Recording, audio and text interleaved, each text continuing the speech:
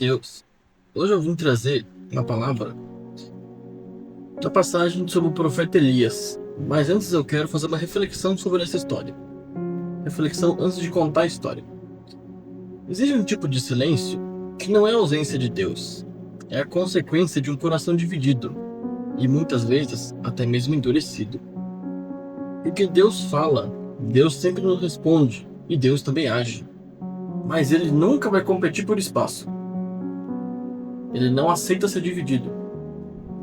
E talvez o maior problema da nossa geração não seja a falta de fé, seja a fé fragmentada, seja idolatria, seja a falta de entrega, seja tentar dividir aquilo que nunca foi feito para ser dividido, o poder de Deus. Existe uma história nas Escrituras que não começa com fogo caindo do céu, começa com um povo espiritualmente confuso. Um povo que ainda conhecia Deus, mas já não vivia para Ele. Essa história está em 1 Reis 17 e 18. E ela revela algo extremamente atual. Deus não divide um altar, não aceita idolatria. Vamos ao contexto. Israel estava sob o governo de Acabe. Era um rei. Mas o problema não era só político, era espiritual. A influência de Jezabel, a sua esposa, sobre ele, trouxe para dentro do povo aquilo que Deus rejeita. A idolatria deixou de ser exceção e se tornou cultura. Altares foram levantados para Baal, um Deus que prometia chuva, fertilidade, prosperidade, mas que não tinha poder algum. E na própria Bíblia, 1 Reis 16:30, diz: Acabe fez mais para provocar a ira do Senhor do que todos os reis antes dele. Então ele provocou muito a ira de Deus, porque ele estava fazendo o povo fazer idolatria. Era quase obrigado a fazer idolatria. Ele estava matando os profetas de Deus. Ele não queria que ninguém... Ele estava distanciando ao máximo todo mundo de Deus. E é nesse cenário que surge Elias, um profeta usado por Deus. E ele declara, em 1 Reis 17:1, Não cairá orvalho nem chuva, exceto mediante a minha palavra. Assim disse Deus. 3 anos de seca se passaram e nenhum clamor a Baal trouxe resposta. Então, em 1 Reis, diz que Elias fez a seguinte pergunta: Até quando vocês vão oscilar entre duas opiniões? Se o Senhor é Deus, sigam-no. Se Baal é Deus, sigam-no. Mas o povo não respondeu, ficou em silêncio. Então Deus pediu para que Elias voltasse a Israel e propôs um desafio.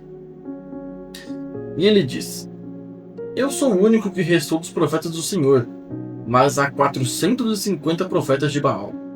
Tragam-me 2 novilhos, escolham eles um novilho, cortem-no em pedaços e ponham sobre a lenha, mas não acendam o fogo. Eu prepararei o outro novilho e colocarei sobre a lenha, mas também não acenderei fogo. Então vocês invocarão o nome de Baal, e eu invocarei o nome do Senhor. O Deus que responder acendendo o fogo, esse terá a prova de que é o verdadeiro Deus. Então, isso começou de manhã. Os profetas de Baal clamaram, desde manhã até o meio-dia. Eles dançavam, eles gritavam. Após o meio-dia, eles começaram até a se cortar com espadas, de tanto desespero em oferecimento a Baal, para que ele respondesse. Mas não importa o que eles fizessem, o quanto gritassem, orassem, clamassem, tudo que eles fizeram não adiantou. Não teve resposta nenhuma. Porque Baal não tinha poder, Baal não pode ouvir. Nosso Deus é o único Deus que pode ouvir, é o único Deus que é Deus. Então Elias, cansado de tudo aquilo, e com o povo de Baal derrotado porque não tinha respondido, reconstrói um altar, colocando 12 pedras. Cada pedra representava uma tribo de Israel.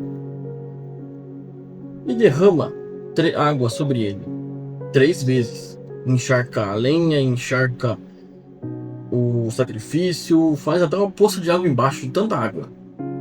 Tudo para que todo mundo visse que não foi ele que fez algum truque, acendeu a lenha, sei lá, colocou um fogo escondido embaixo.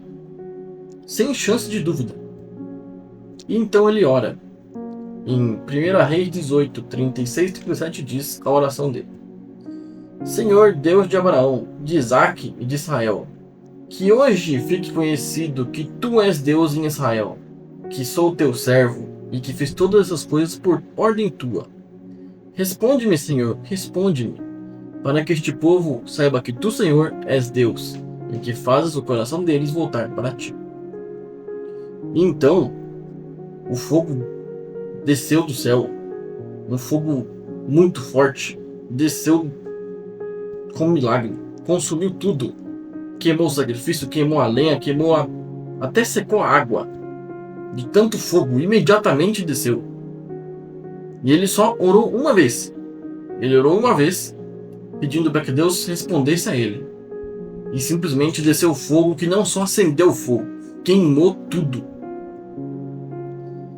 E então, o povo derrotado e maravilhado e com temor a Deus, porque os outros pediram por várias horas e nada aconteceu. E eles eram muitos, eles eram 450, como diz na Bíblia. 450 de Baal e acho que 500 é alguma coisa de um outro deus lá, acho que é Nacerá. E nada aconteceu. E simplesmente pediu uma vez e caiu fogo do céu e queimou tudo. E o povo se prostra e declara: O Senhor é Deus, o Senhor é Deus. Com isso, o que podemos concluir? Que Elias não tinha nenhum poder próprio. Ele simplesmente estava alinhado com a palavra e com a vontade de Deus, e fazia tudo aquilo por ordem dele.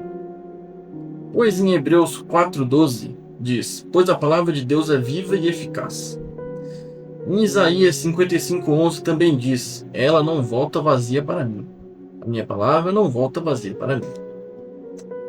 Então, isso nos ensina que quando formos falar de poder, devemos falar da palavra.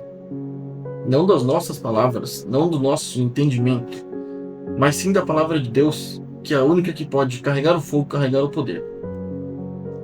Deus continua respondendo, mas ele não divide o altar. O Senhor é Deus. Somente ele tem poder sobre todas as coisas. Porque um altar dividido nunca verá fogo. Mas uma fé em Deus sempre terá resposta, sempre terá provisão. Amém, irmão?